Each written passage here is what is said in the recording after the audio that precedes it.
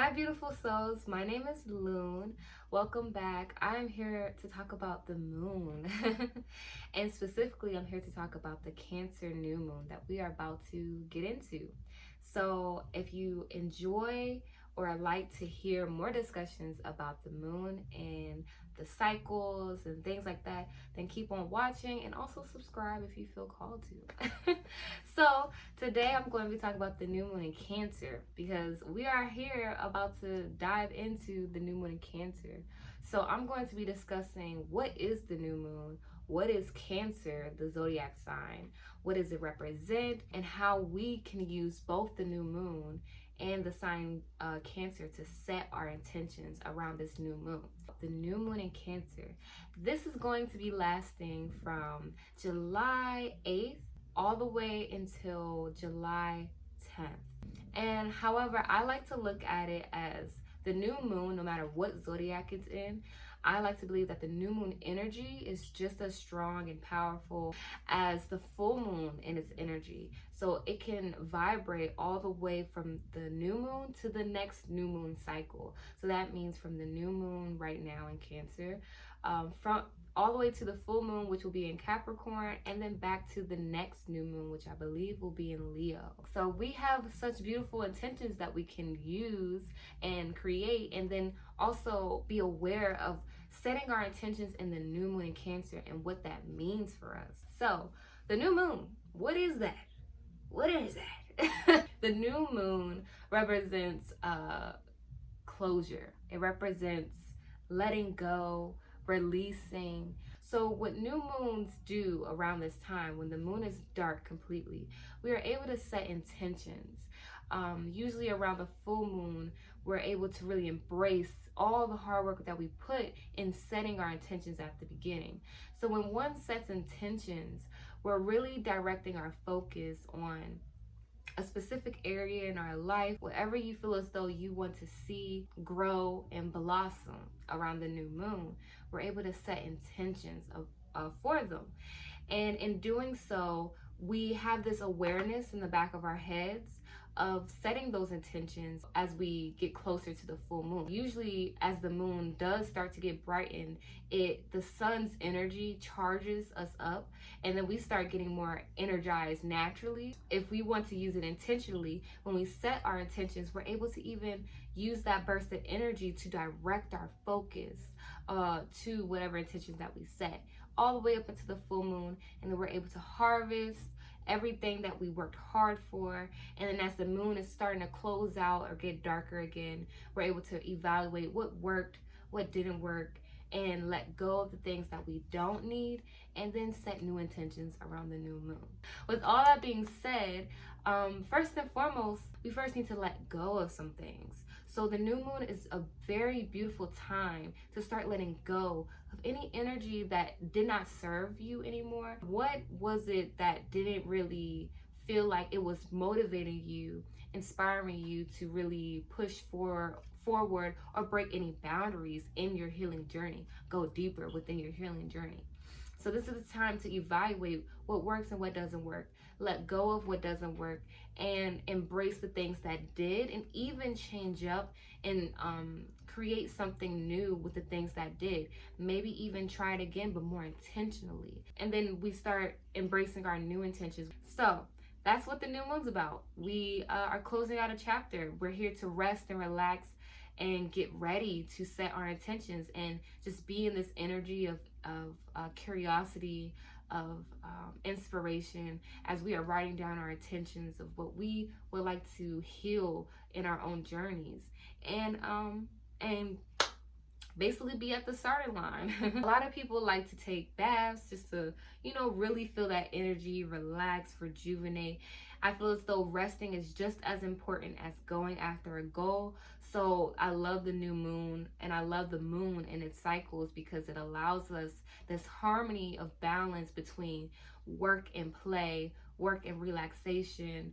And it's not even work anymore. Healing and play, healing and relaxation. And it's so beautiful to continue to go deeper and deeper. So now that we know that the new moon is for letting go of things and embracing new ones, or embracing the things that did work for us, and setting intentions. Now we're here going to be in the energy in the zodiac of Cancer. So what is Cancer? Who is Cancer? What is the energy like? So Cancer is a zodiac sign. Cancer is represented by the crab.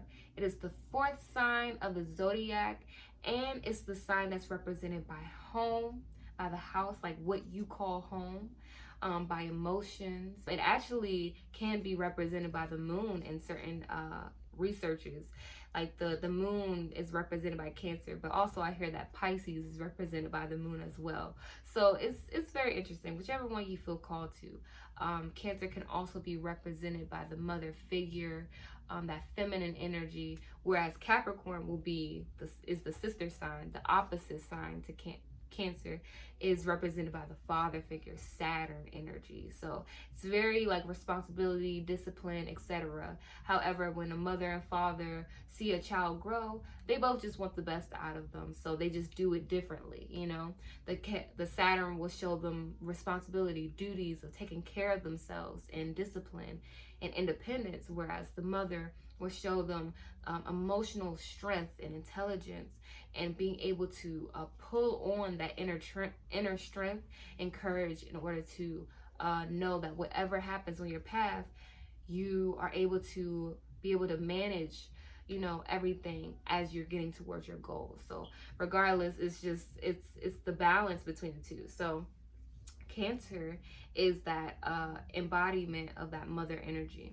So Cancer is the fourth sign of the zodiac, and it's about stability. Four is like, okay, this is my foundation. Like I'm really stable to build on this now. But it's represented by the home. So the foundation of your home, whether how you grew up in your home, your relationship to your mother, and how you feel at home in your body. And I say in your body because Cancer is also represented by our emotional well-being as well. So how maybe we have been treated towards our mother, whether we have that relationship or not, or just the emotional figure or feminine figure in your life that taught us emotions and how to access them, deal with them, etc. How was that relationship within our own being and our own emotions? Crab. So the reason why Cancer is represented by the crab is because the crab has like this outer shell, this outer layer. However, it has this goodness on the inside of meat, of softness. It needs to protect that as well with its outer shell. The reason why it's represented by the crab is because our emotional well-being is something of vulnerability. It's our own truth. It's what we express. And sometimes if you ever find yourself like expressing something or telling something like a deep part of yourself, you're like, oh my goodness, I overshared so much, and then you feel as though you need to like protect yourself because of that vulnerability. Sometimes, like, if you're a Cancer, you probably, that just like flows within you and out of you, so you may naturally protect yourself in different ways. However, I'm talking to the people who may not always understand their emotions all the time.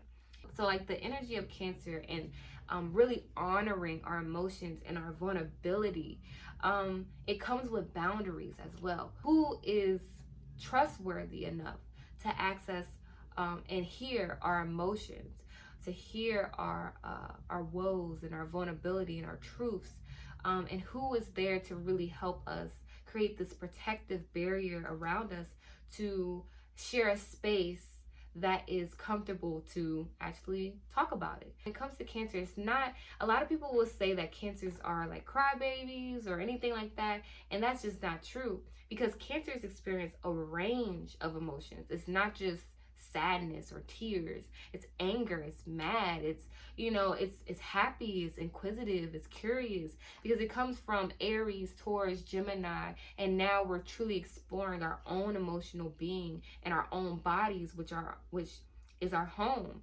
So when we're exploring these feelings, anything could pop up, even the ones that we don't even know what to label them as.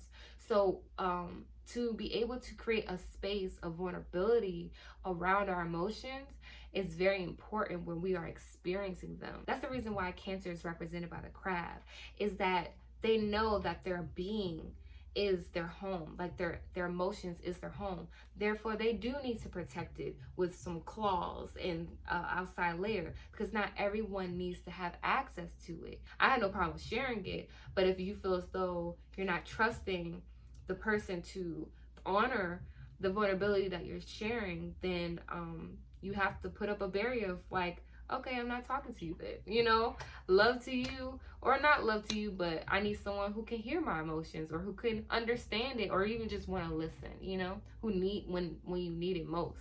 So Cancer is also represented by the Chariot card in tarot. Okay. So this is the Chariot card in tarot. This is a person who has a crown on his head, riding a chariot, who is being pulled by a white sphinx and a black sphinx.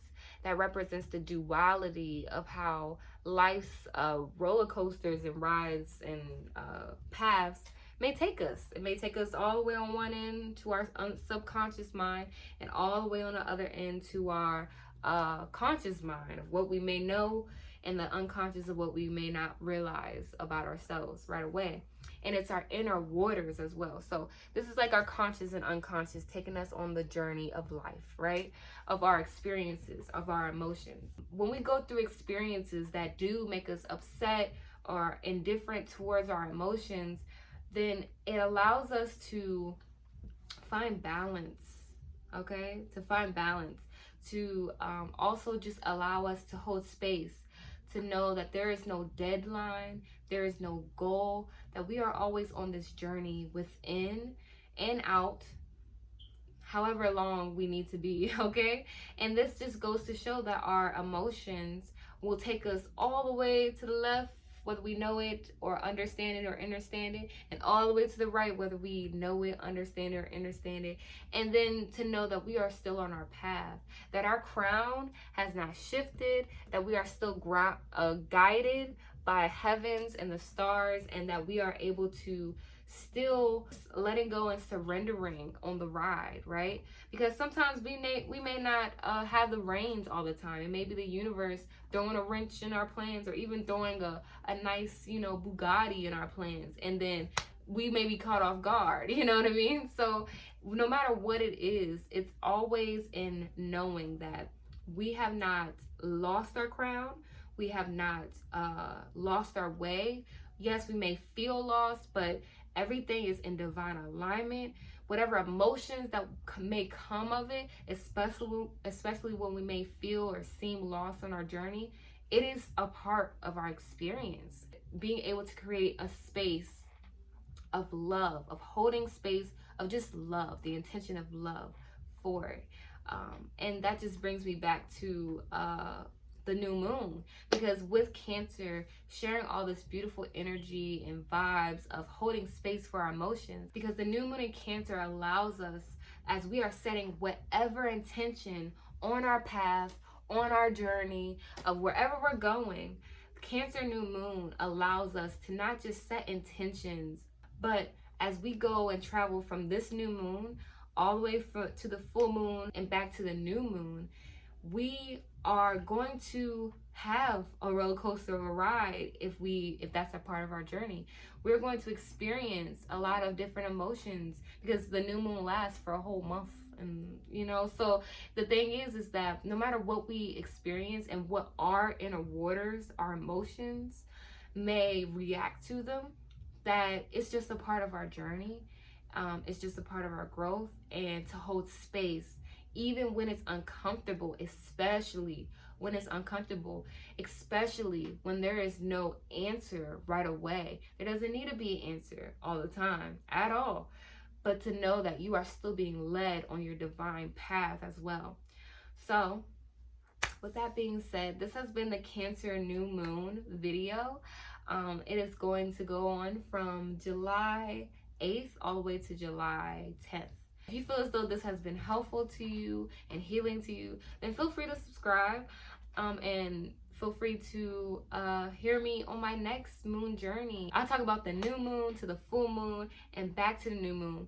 I talk about the first quarter and the last quarter, what it all means, what we can do, what we may feel around that time. And just my own experiences as well, because I'm also on this healing journey. I'm not teaching, I'm just a student along for the ride and learning a lot of new things as I go, even in the moment. So thank you so much for listening. Gratitude. Feel free to just enjoy your day. Gratitude. I love you all. Peace out.